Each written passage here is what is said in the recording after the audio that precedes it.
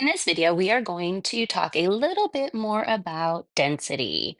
Now, as a reminder, density is the ratio of mass to volume, and it is expressed as mass over volume. And the units are going to be grams per milliliter for liquids or grams per cubic centimeters for solids. But keep in mind that a solid can have a density in units of grams per milliliter, and a liquid can have a density in grams per cubic centimeter because remember, 1 milliliter is equal to 1 cubic centimeter. Now, density is a physical property. So it doesn't matter what you do to the substance, that density of that substance is going to always be the same unless you change the identity of the substance.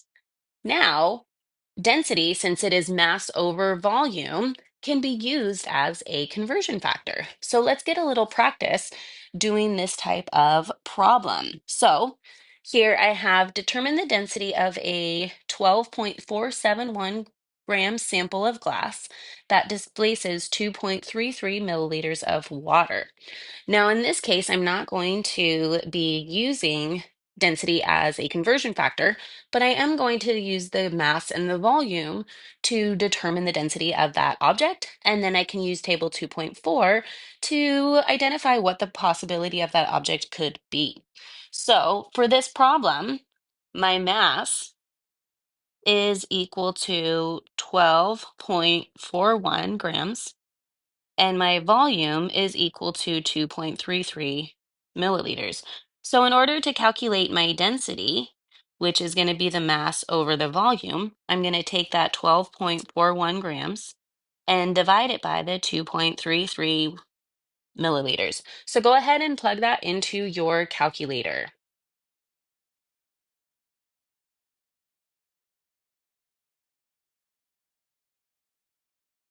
All right, what do you all get?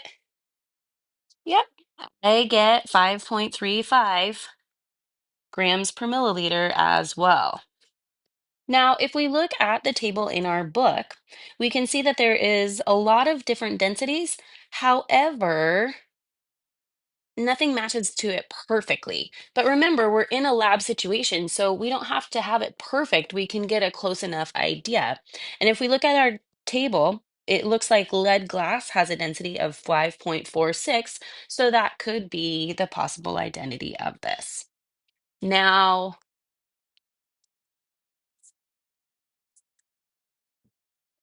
we can use density as a conversion factor.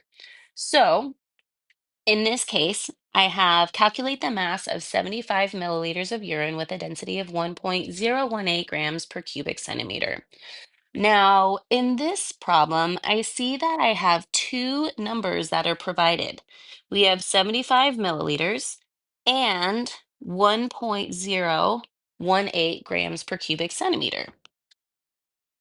If I write these out with their units,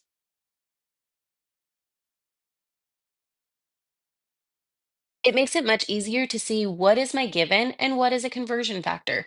Your given will generally just have a unit on the top, and a conversion factor will have a unit on the top and the bottom. So if we look at this, my 75 milliliters, there's only a unit on the top. There's nothing on the bottom here. So it can't be a conversion factor to convert between two different substances.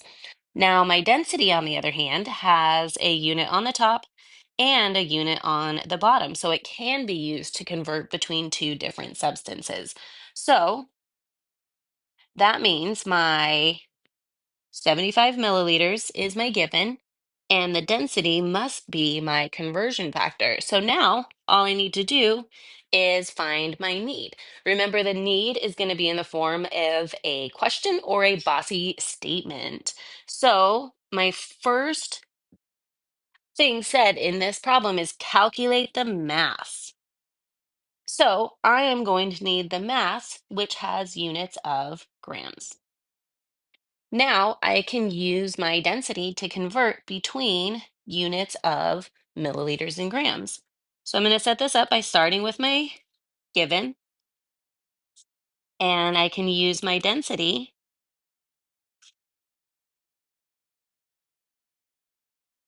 But you might be thinking, oh no, I have milliliters and I have cubic centimeters. So can I use my density right away? Nope, I can't. So first, I need to convert between milliliters and cubic centimeters. And remember, it's just 1 to 1. And now my units of milliliters will cancel out and I can use my density. So I have 1.018 grams per cubic centimeter. What happens to my cubic centimeters? They will cancel out as well. And now what units am I left with? Exactly. We have units of grams, which is good because that's what our need is. Remember, your last unit that doesn't cancel out should match the unit of your need.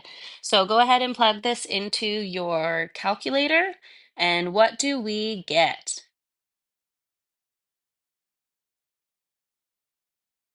Yep, that's what I get as well. 76.35 grams. So if we have 75 milliliters of urine, it's going to have a mass of 76.35 grams.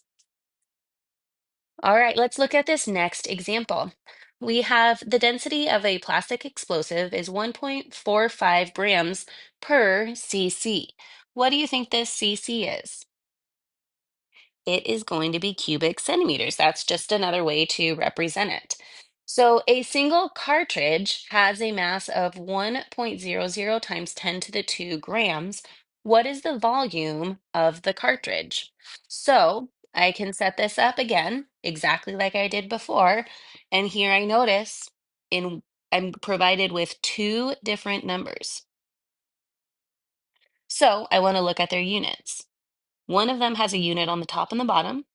The other only has one unit on the top. So the one with only my unit on the top is going to be my given.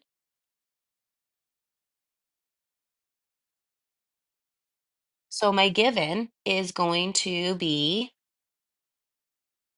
1.002 or 1.00 times 10 to the 2 grams. There we go.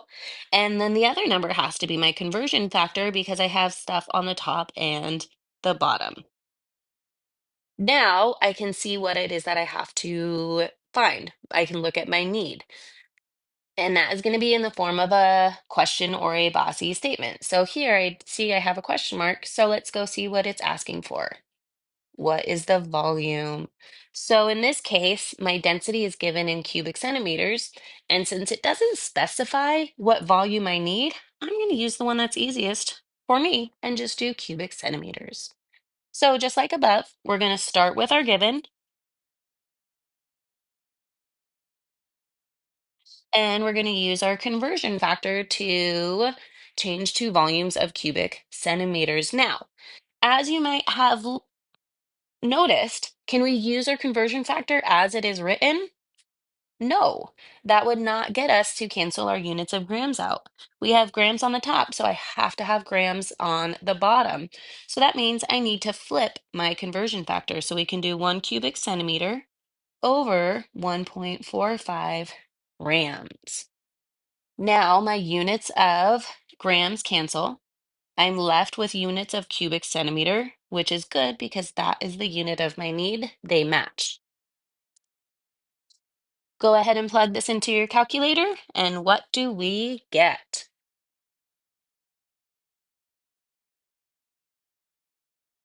Yep, that is what I get as well, 69.0 cubic centimeters.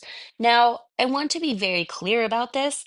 This is the same thing as saying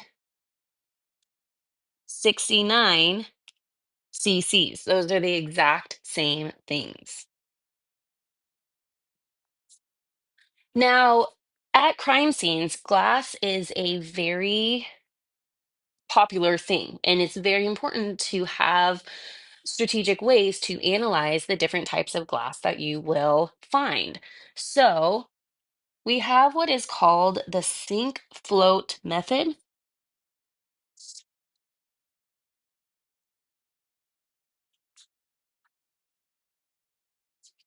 And this is a way to use density to help identify different substances.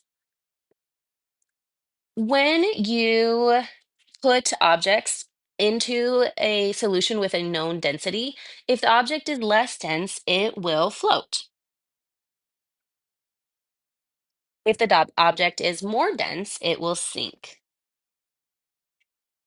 And then if you have densities, or if you have objects with the same densities, then they will remain suspended in the solution.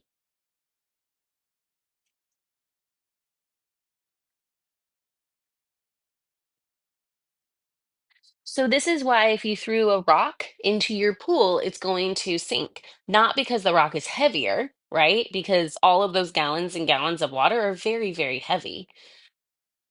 You can lift that rock up and throw it. You cannot lift all of the gallons of water in the pool up at all, right? And so if I throw that rock in there, it's going to sink because it is or it is more dense than the water, not because it is heavier.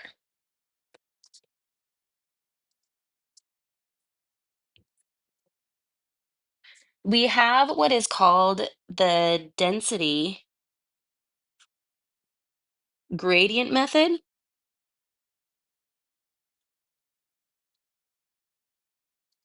And the density gradient method is used to analyze soil.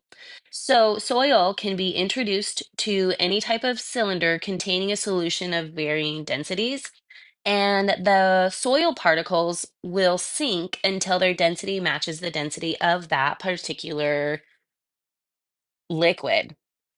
So, here is some examples of what that might look like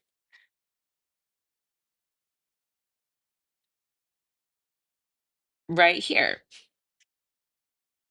So, if you know the identity of your different solutions, then you can identify the density of the particles in your soil.